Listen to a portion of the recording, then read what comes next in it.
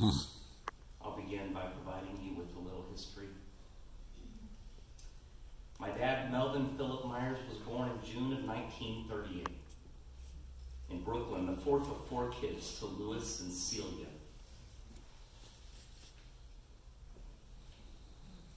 His brother Al was 13 years older than he was. Selma, 10 years older, and his sister Harriet, 7 years older.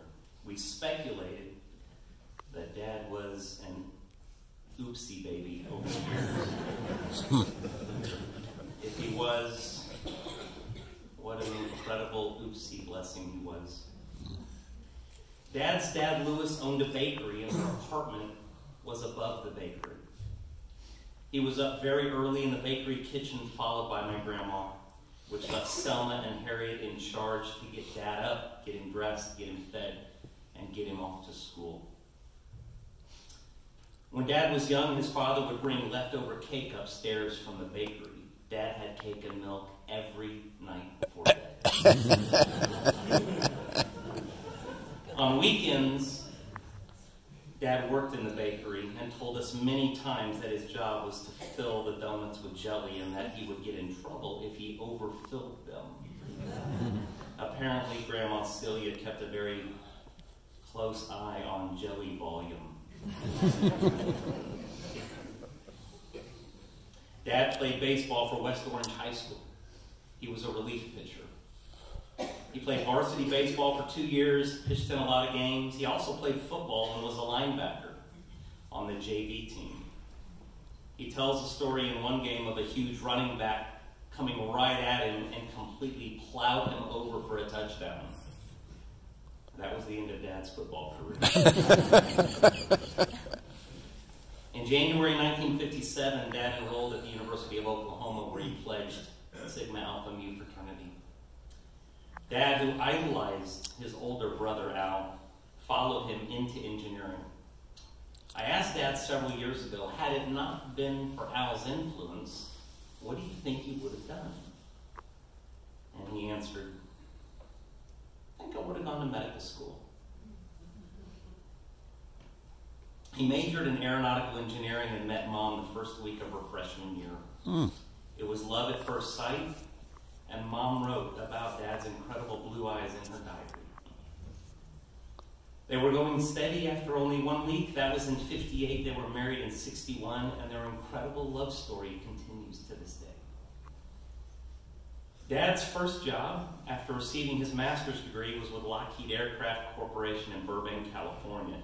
He interviewed with Lockheed on campus, and a couple weeks later an offer came, and he and Mom were excited about moving to Southern California. It was during this time at Lockheed that Shelley was born. In 1965, Dad joined TRW Systems in Houston, where he became a member of the Apollo space program. As was written in Dad's obituary, his primary responsibility was the onboard verification of the reentry guidance and navigation system for the Apollo spacecraft. Do you know what that means? That means Dad was on a team of people that designed the reentry computer program for the astronauts so that they wouldn't burn up as they re-entered Earth's atmosphere. How freaking cool was he? My rocket scientist father was indeed amazing. In the early 70s, there wasn't a lot of work going on in the space program as man had walked on the moon, and the thought was that most of what could be accomplished had been accomplished. It was during this time that Dad was recruited by his Uncle Norm into the insurance business. In May of 74, Dad joined Sun Life of Canada as a new agent. It was also during this time that Mom and Dad got serious about Amway.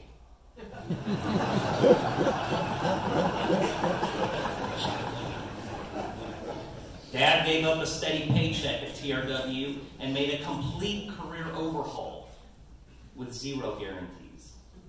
I've put myself in his shoes, and it must have been terrifying. He had a wife, a mortgage, 3 kids under the age of 9. And so he did what absolutely nobody would do. He got involved in a multi-level marketing business, and he started marketing. He networked, and he networked, and he networked. It was life insurance by day and Amway at night. Oh, wow. He and Mom would host Amway parties at our house. I remember lying in bed and hearing laughter and smelling cigarettes.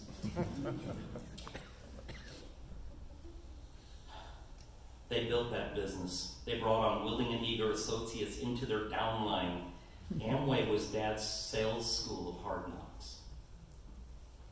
During this time of uncertainty, this time of financial worry, it was Amway that kept peanut butter off the table. Those are Dad's words, not mine. Success came fast for Dad at Sun Life. 3 years after entering the insurance business, he got promoted to branch manager and was asked to build the branch in Dallas, and we moved up from Houston.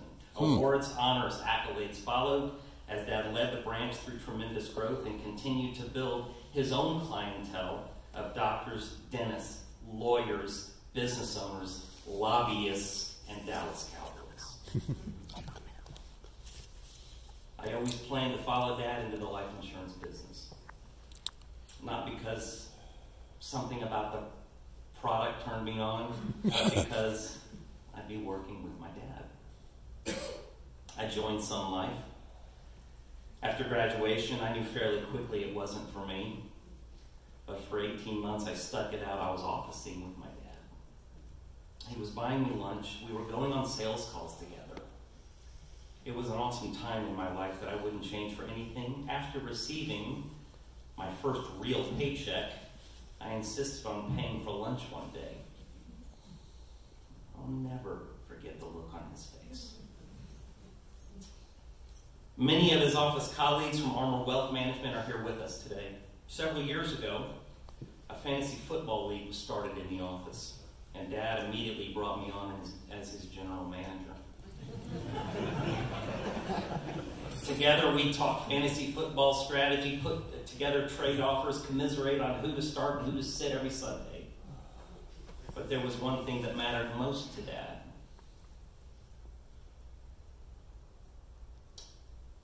To beat David Ayers.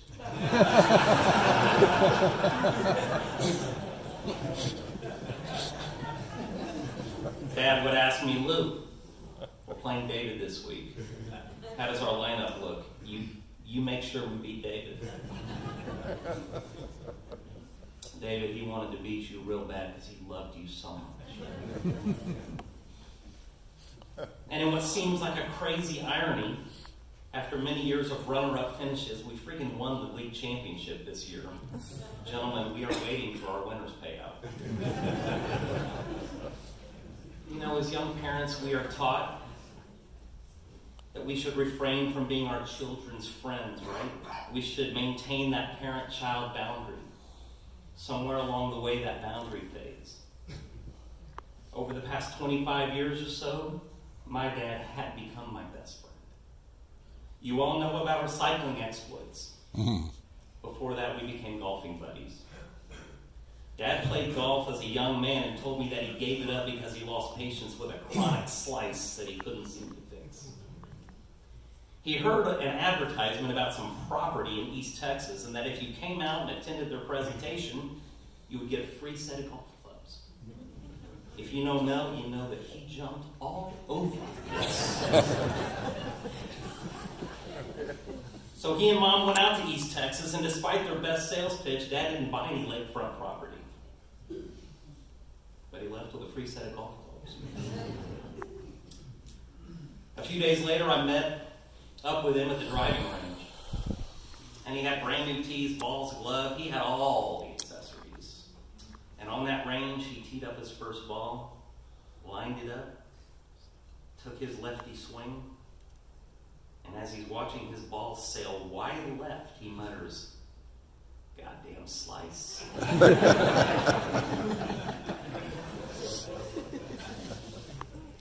As far back as I can remember, Dad was a runner and participated in several turkey trot runs here in Dallas with his best buddy, Ed Nogar. But after getting his knee operated on and getting warned by his surgeon to give up running, he told me while laying there in his recovery bed in the hospital, he says, "Lou, I think I'm going to take up cycling." I had begun cycling and I raved about it constantly. I offered to help him pick out a bike, and we set a date to meet at Richardson Bike Mart. So Dad and I are standing and we're looking at all the new bikes, and we're kind of standing in that part of the store where the bikes are your comfy neighborhood cruisers. And the sales guy is going through his thing, and I can just tell Dad is just not into it. And I asked the sales guy, I said, "Can you give us a minute?" And he kind of stepped aside. I turned to Dad and I said, "Dad, you need to tell me if you want to be comfortable, because that would be this bike, or if you want to be cool."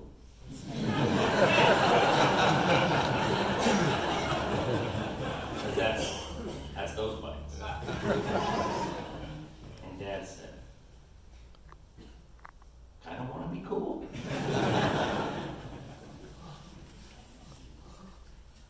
I never knew my dad's dad, Louis, my grandfather, and my namesake. He passed away shortly after Mom and Dad got married. True. I'm so happy that my kids, my nieces and nephews, have the incredible time they've had with Gramps. They've vacationed with him, been pulled on the inner tube by him, been driven around by him in the vet. They've eaten steaks grilled by him. They've laughed with him, and more recently, they've cried with him. I'm sure Dad had a hand in the timing of all of this. So many of the grandkids were just home for Christmas break and were able to spend so much time with him. As usual, his timing was perfect. Thank you, Dad, for these small blessings. And so it's time for us to say goodbye to Dad, to my pop, to Daddy, to Melvis the pelvis, to our friend, our uncle, our grandpa, our colleague, our neighbor, and our agent. You set the bar so high for being a husband, one that I am still reaching for. Your bar for being a dad was even higher. I continue to strive for that. Your bar for being a grandpa may just be unattainable. But I promise to try my best. Thanks for your advice and friendship. Thanks for your laughter, your contagious laugh. For your generosity, for being such a good listener. Thanks for absolutely adoring Sherry the minute I introduced her to you. Thanks for caring for all of us. For your love of family, always setting the right example. And most of all, thank you for love, and thank you for my life.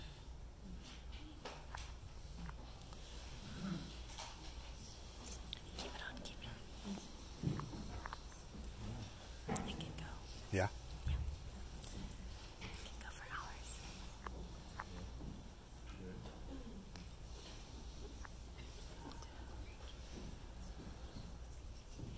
What a great eulogy.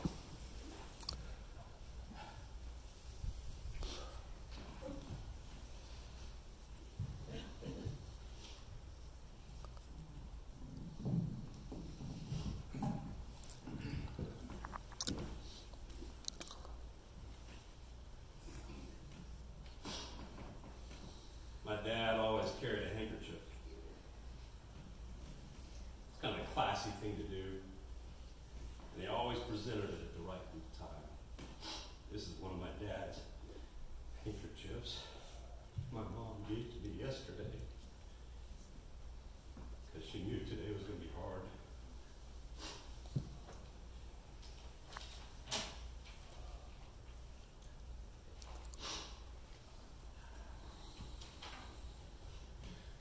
A few lessons I've learned from my dad.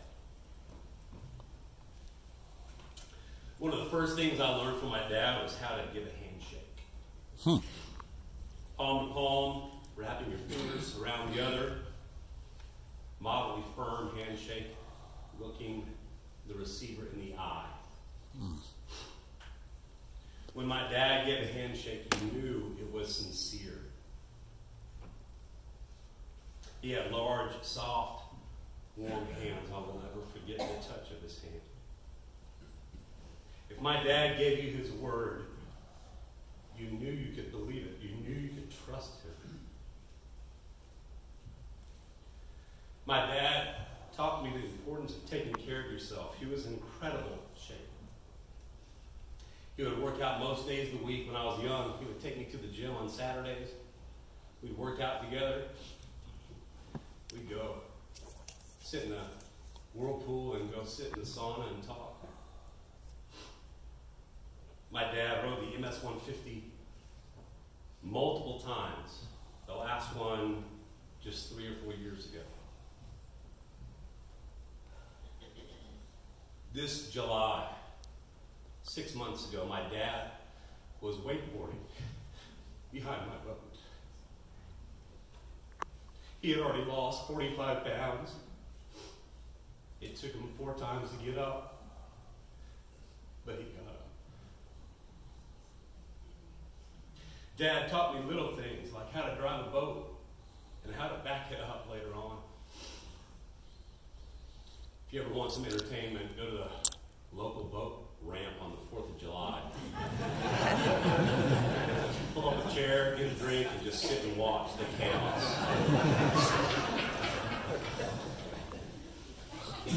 The guys who use their boat only one time a year show up, trying to remember how the hell to do it. Dad and I shared many laughs about those idiots on the boat ramp.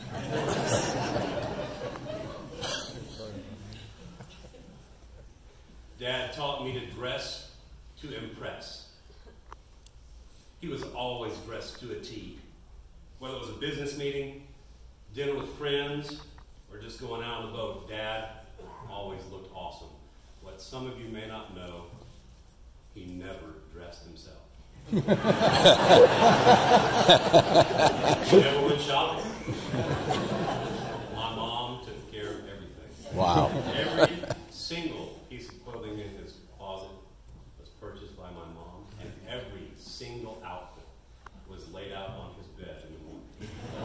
Whether it was a suit and tie, or a swimsuit and a shirt. My dad taught me to dream big, go after your dreams, and never give up. Getting into and through medical school and residency wasn't easy. Dad was always there to counsel me and encourage me when things got tough. Dad taught me, when it comes to work, do what you love. And he was the best at it. My dad could have retired many years ago, but he wouldn't. He simply loved what he did. He loved who he worked with. He loved his clients. And he loved helping them secure their future. And he was the greatest at it. This past year, after he got sick, he finally decided he was going to retire at the end of 2018. Wow. Despite his illness, he still had an incredible year, closing the single largest case of his career. Wow. And achieving major sales recognition in the process. Dad taught me the importance of family. My parents have built an amazing family. And as impossibly difficult as this day is, it's a little easier because of the incredible family sitting here in front of me. Dad was all about family. He loved getting us all together around the dinner table. The annual family lake trips held a special place in his heart. The whole family, all 20 of us, under one roof, sleeping, eating, telling stories, playing games, spending time on the lake, wakeboarding, surfing, trying to name one another on the inner tube.